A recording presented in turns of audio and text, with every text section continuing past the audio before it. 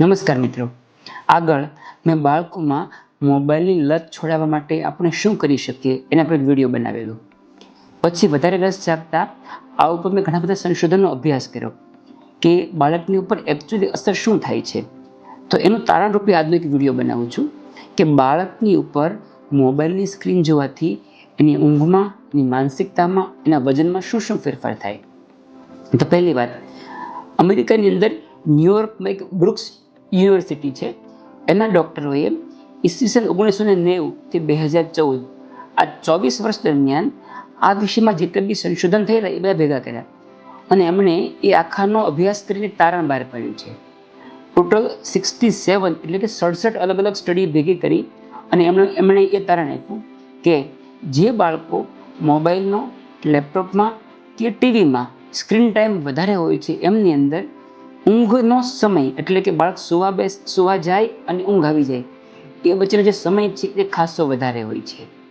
એટલે ઊંઘનો induction time કહેવાય કે ઊંઘ આવવાની શરૂઆત થઈ એ સમય ઘણો ડીલે થતો હોય છે, ખાસ કરીને જે બાળકો સાંજે ટીવી, મોબાઈલ કે કમ્પ્યુટર જોતા હોય છે એમાં. બીજી વસ્તુ, એ લોકોએ ક્વોલિટી ઓફ સ્લીપ, આપણે હંમેશા ઊંઘને કલાકમાં માપતા હોઈએ કે 4 કલાકની ઊંઘ, 6 કલાકની ઊંઘ, પણ ઊંઘની ક્વોલિટી પણ એટલી જ મહત્વની છે. ઊંઘના પ્રકાર આવતા હોય છે, REM, NREM, ઘણા બધા પ્રકાર હોય છે એમ. તો જે બાળકો મોબાઈલનો કે ટીવીની સ્ક્રીનનો ઉપયોગ વધારે કરતા હતા એની અંદર સ્લીપની ક્વોલિટી પણ ઘણી ખરાબ હતી.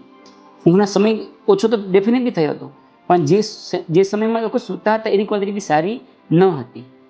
બીજું એક બહુ સરસ તારણ કેલિફોર્નિયામાં થયું, અમેરિકાની અંદર હતી. એ લોકોએ ધોરણ 3 અને 4 આ ગ્રેડના બાળકોની અંદર 2 ભાગ પાડી દીધા.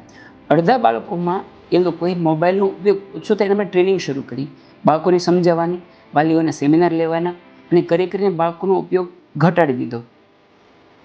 બીજા ગ્રુપની અંદર બાળકોની અંદર મોબાઈલ, ટીવી સ્ક્રીન જેમ હતો એમ રૂટીન ઉપયોગ રહેવા દીધો અને પછી 2 વર્ષ એ લોકોએ આ દરેક બાળકોને ફોલો કર્યા કે એની જિંદગીની અંદર એના શરીરમાં શું શું ફેરફાર થાય છે.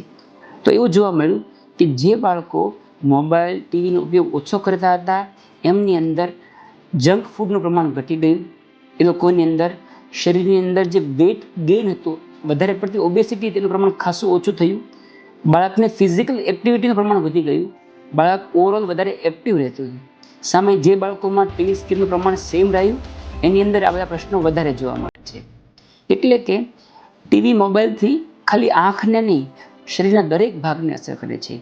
એ આંખથી બાળકને નુકસાન થાય વસ્તુ સાચી છે, સાથે સાથે બાળકની માનસિકતા, એનો ઊંઘ, એનો ગ્રોથ, ફિઝિકલ એક્ટિવિટી, ખોરાકને લઈને એનું પાચન, એનું વજન વધવું ઘટવું, આ દરેક વસ્તુ મોબાઈલ સાથે સંકળાયેલું છે.